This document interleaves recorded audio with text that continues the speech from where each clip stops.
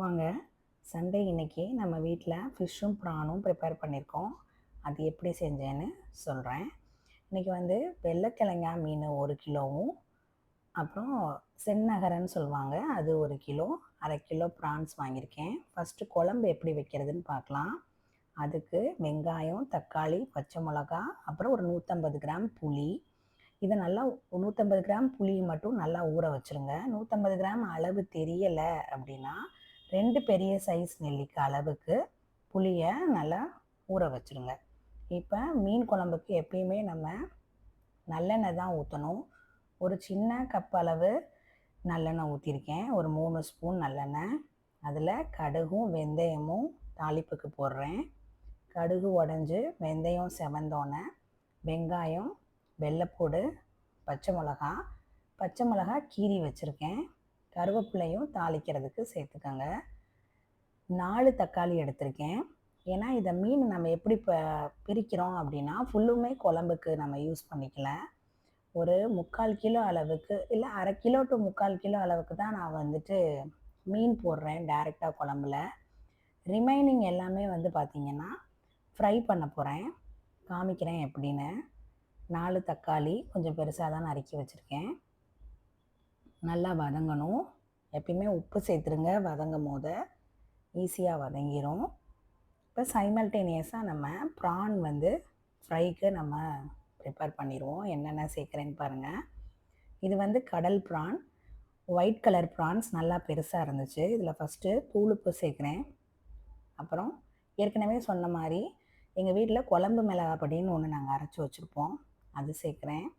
அதோட கொஞ்சம் அரிசி மாவு, அளவுன்றது ஒரு 1 டீஸ்பூன் தான். ஒரு முட்டை, இது வந்து ரெஸ்டாரண்ட் ஸ்டைலில் இருக்கும். ஒரு முட்டை நல்லா பாருங்கள். 1/2 கிலோவுக்கு ஒரு முட்டை போட்டிருக்கேன். இந்த சைடில் நம்ம வெங்காயம் தக்காளி வதக்கிக்கிட்டு இருக்கோம். அதுக்கப்புறம் 3 பல் வெள்ளைப்பூடு தோலோடு இடிச்சுக்கணும்.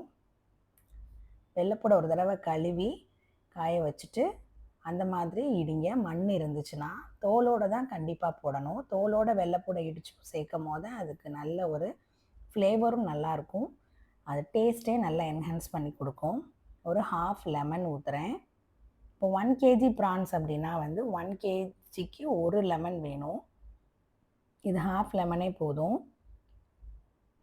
இந்த மாதிரி நம்ம லெமன் ஊற்றி நான்வெஜ் செய்யும் போது அதில் வந்து கவுச்சி, அதாவது அந்த வாடையெல்லாம் எடுத்துரும். ஃப்ரெஷ்ஷான கறி லீவ்ஸ் ஒரு 5-6 போடுங்க போதும். கறி லீவ்ஸ்லேயும் வந்து பார்த்தீங்கன்னா கருவேப்பிலையிலையுமே ஒரு கசப்பு வரும். அதனால் ரொம்ப போட்டுறக்கூடாது. ஒரு 5-6 லீவ்ஸ் போட்டால் போதும். அப்போ தான் அது ஃப்ளேவருக்கு இருக்கும். இதுவுமே அளவுக்கு மீறினா வேறு டேஸ்ட் வந்துடும். இது கொஞ்சம் நேரம் மேரினேட் ஆகட்டும். மேரினேஷன் அப்படின்றது ரொம்ப பெருசாலாம் தேவைப்படாது. ஒரு 15 மினிட்ஸ் இருந்தால் போதும். இந்த மீன் டைம் நம்ம இந்த சைடில் வந்து குழம்பு நல்லா அந்த வெங்காயம் தக்காளிலாம் வதங்கிறதுக்காக வெயிட் பண்ணிகிட்ருக்கோம். இப்போ ஓல்டன் டேஸ்லலாம் பார்த்தீங்கன்னா மாங்காய் சீசன் அப்போ மீன் குழம்புல மாங்காய் போடுவாங்க. இப்போ மாங்காய் சீசன் அப்படின்றனால சரி ரொம்ப நாள் ஆச்சேன்னு சொல்லிட்டு நானும் மீன் குழம்புல மாங்காய் சேர்க்குறேன். இந்த மாங்காய் வந்து பார்த்திங்கன்னா நம்மளுக்கு கட் பண்ணும் போதே தெரிஞ்சிச்சு. யாருமே மாங்காய் கட் பண்ணும் போது சாப்பிட்டு பார்ப்பீங்க. அந்த மாதிரி சாப்பிட்டு பார்க்கும் போது இதுக்கு ரொம்ப புளிப்பே இல்லை, நல்லா இனிப்பாக தான் இருந்துச்சு. தேங்காய் சில் மாதிரி தான் இருந்துச்சு. ஸோ அதனால் அதை நான் ஏற்கனவே வாஷ் பண்ணிட்டேன். ஸோ வெறும் இந்த 4 பீஸ் மட்டும்தான் போடுறேன். குழம்புக்கு வதக்கும் போதே அதை போட்டுருவோம். இப்போ நம்ம 150 கிராம் அளவு புளி வந்து நம்ம ஊற வச்சுருந்தோம். அதை நல்லா புளியை கரைச்சிக்கணும். இது வந்து குழம்பு கூட்டுறதுன்னு சொல்லுவாங்க. டைரெக்டாகவும் நீங்கள் அதில் செய்யலாம். நிறைய பிகினர்ஸ்க்கு வந்து புளியை இந்த மாதிரி ஹேண்டில் பண்ண தெரியாது. அந்த புளியோட அந்த பல்ப்பெல்லாம் டைரெக்டாக உள்ளே போட்டுருவாங்க. இப்போ இதுவே வீடியோ எடுக்கிறனால நமக்கு கொஞ்சம் கேமரா இடிக்குன்ற மாதிரி இது பண்ணும்போது இந்த பல்ப்பெல்லாம் உள்ளே போயிடுச்சு. அதனால எப்பயுமே புளி கரைக்கும் போது தனியாக கரைச்சிக்கோங்க. இப்போ மஞ்சத்தூள் சேர்க்குறேன். குழம்பு மிளகாப்பொடி ஒரு 3 குழிக்கரண்டின்னு சொல்லுவாங்க. 3 டேபிள் ஸ்பூன். உங்கள் டேபிள் ஸ்பூன் வந்து சின்னதாக இருந்துச்சுன்னா ஒரு 3.5 கூட வேணும். ஏன்னா மீன் குழம்புன்னு சொல்லும் போது அதில் புளிப்பும் வரப்பும் நமக்கு நல்லா அதிகமாக போட்டிங்கன்னா குழம்பு ஊற ஊற இன்னும் நல்லாயிருக்கும். எப்பயுமே மதியம் சாப்பிடும்போது வச்சுட்டு உடனே சாப்பிடும்போது ஒரு டேஸ்ட்டு, நைட்டு அடுத்த நாள் சாப்பிடும்போது இன்னொரு டேஸ்ட் வரும். அதுக்கு தான். புளியும் உரப்பும் வந்து கொஞ்சம் கூட தான் போடணும். இப்போ அதை நல்லா புளி கரைச்சிட்டு அதில் டைரெக்டாக ஊற்றிடுறேன். புளி, குழம்பு மிளகாப்பொடி, மஞ்சத்தூள் இவ்வளோதான் சேர்த்துருக்கோம். இதை நம்ம வெங்காயம் தக்காளி வதக்கி வச்சுருந்ததில் சேர்த்துட்டோம். இப்போ வந்து குழம்பு நல்லா கொதிக்கணும். அந்த புளி வாடையும் மிளகாப்பொடி வாடையும் போகணும். அதுக்குள்ளே நம்ம ரிமைனிங் இருக்கிற ஃபிஷ் எல்லாத்தையும் வச்சு ஃபிஷ்ஷை வந்து ஃப்ரை பண்ணுறதுக்கு தேவையான மசாலா சேர்க்க போகிறோம். இப்போ செந்நகரையில் இருக்கிற அந்த தலைப்பகுதி, அப்புறம் அந்த வெள்ளைக்கிழங்கானில் இருக்கிற ஒரு பாதி மீன் அளவு தான் நான் வந்து குழம்புக்கு சேர்க்க போகிறேன். அதனால் ரிமைனிங் இருக்க எல்லாத்துக்கும் நான் வந்து இப்போ ஃப்ரைக்காக நான் வந்து தடவி வைக்க போகிறேன் பாருங்கள். மஞ்சத்தூள் சேர்த்தேன், அப்புறம் குழம்பு மிளகாய் பொடி சேர்த்துருக்கேன், கொஞ்சம் சிக்கன் 65 பொடி சேர்த்துருக்கேன். அதுக்கு அடுத்து லெமன் கண்டிப்பாக சேர்க்கணும். லெமன் வந்து இதுக்கு ஹாஃப் லெமன் போதும்.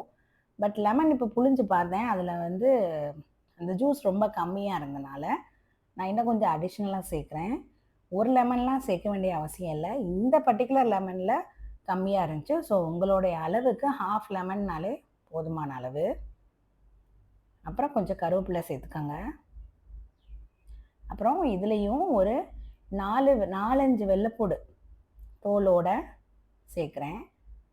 சீ ஃபுட் எல்லாத்துக்குமே வெள்ளைப்பூடு இந்த மாதிரி தட்டி சேர்த்திங்கன்னா, தோலோட தட்டி சேர்க்கும் போது நல்ல ஒரு ஃப்ளேவரும் நல்ல ஒரு அரோமாவும் அதில் இருக்கும், டேஸ்ட்டும் நல்லாயிருக்கும். இப்போ கொஞ்சமாக சோம்பு பொடி சேர்க்கணும். சோம்பு பொடியாக தான் சேர்க்கணும். ரொம்ப அங்கே பாருங்கள், அந்த டீஸ்பூன் வந்து பார்த்திங்கன்னா பெருங்காயத்துக்கு கொடுக்குற டீஸ்பூன், ரொம்ப கம்மியான அளவில் உள்ளது. இப்போ அந்த சைடு குழம்பு கொதிக்குதான்றதை பார்த்தேன். பாருங்கள் குழம்பு எப்படி இருக்குன்னு. இப்போது இதை கிண்டி நல்லா எல்லா இடத்துலையும் மீனுக்கு மசாலா நல்லா வந்து உப்பு, காரம், மசாலா எல்லாம் பிடிக்கணும். இதில் 2 வகையான மீன் சேர்த்துருக்கனால, இப்போ வெள்ளைக்கிழங்கா மீன்லாம் வந்து பார்த்திங்கன்னா ரொம்ப மசாலா அது மேலே ஒட்டவே ஒட்டாது. ஆனால் அது வந்து ரொம்ப ஹெல்தியான மீன். அது சின்னதாக இருக்குதுன்னு நினச்சி சில பேருக்கு வந்து தெரியாது, அது வாங்க மாட்டாங்க. இருக்கலே காஸ்ட்லியான மீன் அதுதான் வெள்ளைக்கிழங்கா மீன். எப்பயுமே வந்து பார்த்திங்கன்னா சீசன் அப்போ கூட அது வந்து 650 இல்லை 600க்கு தான் எப்பயுமே இருக்கும். சீசன் இப்போ இல்லாத சமயத்துலாம் 750, 800 வரைக்கும் போகுது. அதில் ஒமேகா 3 ஃபேட்டி ஆசிட்ஸ் நிறையா இருக்குதுன்னு சொல்லுவாங்க. அதனால் அந்த மீனில் வந்து பார்த்திங்கன்னா நம்ம எவ்வளோ மசாலா, இந்த பாருங்கள் அந்த மீன் இப்போ நான் எடுத்திருக்கேன்ல அந்த மீன் தான். இதில் நல்லா மிளகாப்பொடி எல்லா இடத்துலையும் பிடிக்கிற மாதிரி எப்பயுமே மீனுக்கு மசாலா தடவும் போது அந்த உள்ளெல்லாம் படுற மாதிரி நல்லா கையால் தேய்ச்சி விட்ருங்க. இது செந்நகரை. நகரையிலேயே நிறைய விதமான மீன்கள் இருக்குது. ஒரு ஃபேமிலியும் ஒரு மாதிரி ஒரு செட் ஆஃப் மீனுக்கே செட் ஆயிடுவாங்க. பாருங்கள், இதில் நம்ம வேறு எதுவுமே சேர்க்கல. குழம்பு மிளகாய் பொடி, கொஞ்சம் சிக்கன் பொடி, அப்புறம் வெள்ளைப்பூடு தட்டி போட்டிருக்கோம், அப்புறம் கருவேப்பிலை போட்டிருக்கோம். பாருங்கள், ரெண்டுத்தையும் மேரினேட் பண்ணி வச்சுட்டேன். இப்போ இது எல்லாமே செய்கிறதுக்கு வந்து மேக்ஸிமம் வந்து பார்த்திங்கன்னா ஒரு 20 மினிட்ஸ் to 25 மினிட்ஸ். ஏன்னா குழம்பு கொதிக்கணும், அதுக்கு தான் நாங்கள் டைம் ஆகும். அதனால் குழம்பு கொதிச்சுட்டு இருக்கும் போதே இந்த வேலையெல்லாம் நம்ம செஞ்சிடலாம். மாங்காய் வெந்திருக்கான்னு பார்த்தேன், இன்னும் கொஞ்சம் கொதிக்கணும், மாங்காய் வேகணும். ப்ரானுக்கு வந்து ஒரு நான்ஸ்டிக் தவாவில் கொஞ்சம் எண்ணெய் ஊற்றி நான் வந்து ப்ரான் வந்து ஃப்ரை பண்ண போகிறேன். ஏன்னா ப்ரானில் வந்து நம்ம முட்டை சேர்த்துருக்கனால, முட்டை, அரிசி மாவுலாம் சேர்த்துருக்கனால இரும்பு சட்டியில் வந்து ப்ரானை வந்து ஃப்ரை பண்ணிங்கன்னா அது ஒட்டும். அதனால நான்ஸ்டிக் தவா எடுத்திருக்கேன். பாருங்கள், ஒரு 5-6 அட் அ டைமில் போட்டு கொஞ்சம் கொஞ்சமாக ஃப்ரை பண்ணுங்கள். ப்ரானை வந்து எப்பயுமே தனியாக ஃப்ரை பண்ணுங்கள். ப்ரான் ஃப்ரை பண்ண எண்ணெயிலேயே வந்து மீனை ஃப்ரை பண்ண வேணாம். ஏன்னா நம்ம ப்ரானுக்கு வேறு மாதிரி பொருட்கள் சேர்த்துருக்கோம், அதாவது முட்டையெல்லாம் சேர்த்துருக்கோம். அப்படின்றனால அதில் மீனை சேர்க்கக்கூடாது, மீனை ஃப்ரை பண்ணக்கூடாது. இப்போ இந்த ப்ரான் பாருங்கள், ப்ரானுமே வந்து கோட்டிங் வந்து கொஞ்சம் இப்போ இதில் வெள்ளை வெள்ளையாக இருக்கிற மாதிரி தெரியுதா? இப்போ இதில் வந்து பார்த்திங்கன்னா நான் கார்ன்ஃப்ளவர் போடுறேன். இப்போ கார்ன்ஃப்ளவர் போட்டோன்னே அதையும் நான் ஃப்ரை பண்ணி காமிக்கிறேன். கார்ன்ஃப்ளவர் போட்டேன், இமிடியேட்டாக உடனே இதில் போட்டேன். பாருங்கள் கலர் மாறுது பாருங்கள். கார்ன்ஃப்ளவர் போடும் போது ப்ரான்ஸ் வந்து அந்த மசாலாலாம் நல்லா கோட்டாயிரும். இப்போ நம்ம ஆல்ரெடி போட்டிருந்த மசாலாவோட ஒரே ஒரு ஸ்பூன் தான் வந்து கார்ன்ஃப்ளவர் போட்டிருக்கேன். இப்போ நான் எடுத்த ப்ரான்ஸில் வந்து பார்த்தீங்கன்னா மசாலா ஒட்டாத மாதிரி இருந்துச்சு. இப்போ ஒரு ஸ்பூன் கார்ன்ஃப்ளவர் போட்டோன்னே ப்ரான்ஸ் வந்து இப்போ பஜ்ஜி மாதிரி வந்துடும். ஸோ நம்ம ஒரே விஷயந்தான் 2 விதமாக நம்ம செய்கிறோம். டைரெக்டாக சாப்பாடுக்கு வச்சு நம்ம சாப்பிட்றோன்னா கார்ன்ஃப்ளவர் தேவையில்லை. டிஃபனுக்கு மாதிரி ஸ்டார்டர்ஸ் மாதிரி நீங்கள் ட்ரை பண்ணுறீங்க அப்படின்னா ப்ரான் 65 மாதிரி போட போகிறீங்கன்னா அப்போ வந்து உங்களுக்கு கண்டிப்பாக கார்ன்ஃப்ளவர் தேவைப்படும். இப்போ பார்த்தீங்கன்னா நான் அதில் மாங்காய் கொட்டையும் ஒன்று போட்டிருந்தேன். ஏன்னா சைடில் வந்து நான் மாங்காய் பச்சடி செஞ்சிட்ருந்தேன். அதனால் அதை ஏற்கனவே அதை நம்ம வீடியோவில் போட்டிருக்கோம். அதனால் நான் திருப்பி அதை வீடியோவில் சேர்க்கலை. அதில் அந்த கொட்டை இருந்துச்சு, மாங்காய் இது இருந்தனால அதை போட்டோம். மாங்காய் புளிப்பு இல்லாமல் தானே இருந்துச்சு, அதனால் குழம்போட டேஸ்ட்டை ஒன்றும் ரொம்ப மாற்றாது. அதனால் அது போட்டிருக்கேன். இப்போ நான் மீன் போடுறதுக்கு முன்னாடி மாங்காவை நான் போட்ட மாங்காய் பீசஸ் எல்லாத்தையுமே எடுத்துடுறேன். ஏன்னா மாங்காய் வந்து குழம்புக்குள்ளே ரொம்ப நேரம் இருக்கக்கூடாது. இருந்துச்சுன்னா அதோட டேஸ்ட்டும் மாறிடும், குழம்போட டேஸ்ட்டும் மாறிடும். அப்புறம் அது உருவமே இல்லாமல் அதை கண்டுபிடிக்கவும் முடியாது. அதனால் நம்ம போட்ட 4 பீசஸையுமே எடுத்துட்டோம். இப்போ இந்த மாங்காவோட கொட்டையை எடுத்துடுறோம், ரிமூவ் பண்ணிடுறோம். இப்போ உப்பு காரம் எல்லாம் பார்த்துட்டு அட்ஜஸ்ட் பண்ணிவிட்டு இப்போ பாருங்கள் இதில் நம்ம மீன் சேர்க்க போகிறோம். இப்போவே குழம்போட கலர்லாம் வந்துருச்சு. இப்போ உங்கள் வீட்டில் யாராவது இருந்தாங்கன்னா இந்த ஸ்டேஜில் கூட அவங்களுக்கு இந்த குழம்பை எடுத்து நம்ம சர்வ் பண்ணலாம் மீன் போடுறதுக்கு முன்னாடி. இப்போ எல்லா மீனையும் சேர்க்குறேன். ஃப்ளேம் ஹையில் தான் இருக்குது. வெள்ளைக்கிழங்கா மீன், அப்புறம் செந்நகர மீனோட தலைப்பகுதி மட்டும்.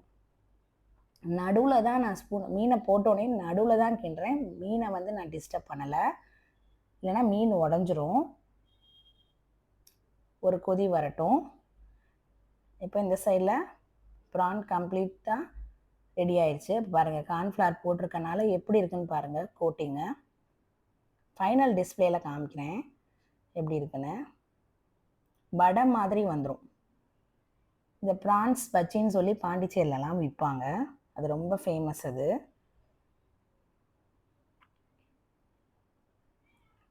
பாருங்கள் ப்ரான்ஸ் இந்த மாதிரிலாம் செஞ்சிங்கன்னா 1/2 kgன்றது இருக்கிற இடம் காணாமல் போயிடும். இப்போ மீன் வந்து நான் ஃப்ரை பண்ண போகிறேன். அதுக்கு எப்பயுமே ஒரு இரும்பு சட்டி மாதிரி, நம்ம வீட்டில் எண்ணெய் சட்டின்னு சொல்லுவாங்க, அது வச்சுருக்கேன். இங்கே பாருங்கள் மீன் குழம்பு ரெடி ஆயிடுச்சு. எடுத்து காமிக்கிறேன் பாருங்கள். ஏன்னா மீன் குழம்பு நான் பின்னாடி டிஸ்பிளேக்கு வைக்கலை. இப்போவே பாருங்கள் மீன் வெந்து எவ்வளோ அது ஒயிட் கலரில் எப்படி நல்லா வந்துருச்சுன்னு பாருங்கள். அவ்வளோதான், மீன் குழம்பு ரெடி ஆயிடுச்சு.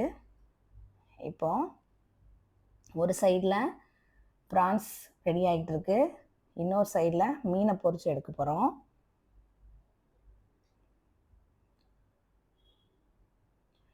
ஹை ஃப்ளேமில் வைக்கணும்னு அவசியம் இல்லை, மீடியத்துக்கும் ஹைக்கும் நடுவில் உள்ள அந்த அளவில் மீனை ஃப்ரை பண்ணுங்கள். இல்லைன்னா வெளியே வேகமாக குக் ஆயிரும், உள்ளே குக் ஆகாது. இதே இது ப்ரான்ஸ் பார்த்தீங்கன்னா நல்லா ஹை ஃப்ளேமில் இருக்கணும், போட்ட உடனே எடுத்துடணும்.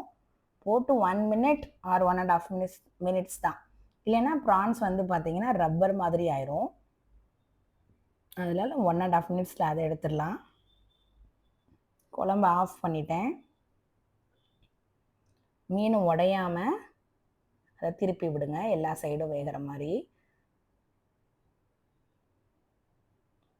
பாருங்க, நீங்கள் சில பேர் யோசிக்கலாம் என்ன 2 டிஃப்ரெண்ட் மீனை சேர்த்து வச்சு குழம்பு வைக்கிறாங்கன்னு. நிறைய பேர் வீட்டில் இப்படி தான் வைப்பாங்க. நல்லா அது வந்து ரொம்ப நல்லா இருக்கும் குழம்பு. மீன் ஒரே மீனை தான் வைக்கணும், ஒரே மாதிரி தான் பண்ணணும்லாம் அவசியம் இல்லை. பாருங்க, நம்ம எதுவுமே ஆர்டிஃபிஷியல் கலர் எதுவுமே சேர்க்கவே இல்லை. அது பாருங்கள் எப்படி கலர் வந்திருக்குன்னு. இப்போ வெள்ளைக்கிழங்கா மீனும் நம்ம வந்து ஃப்ரை பண்ணுறதுக்கு மசாலா போட்டு வச்சுருந்தோம், அதையும் இது பண்ணுறேன். இந்த மீன் உடையாமல் அப்படியே மெதுவாக கொஞ்சம் கொஞ்சமாக திருப்பி விடுங்க. இந்த மீனுக்கு உள்ள மசாலா நல்லா வேகணும், அதனால் எண்ணெய் வந்து ஃபுல்லாக இம்மர்ஸ் ஆகிற மாதிரி எண்ணெய் தேவை. இது வந்து டீப் ஃப்ரை தான் பண்ண முடியும். ஷாலோ ஃப்ரை பண்ணீங்க அப்படின்னா, சில பேர் தோசை கல்ல வச்சு மீன ஃப்ரை பண்ணுவாங்க.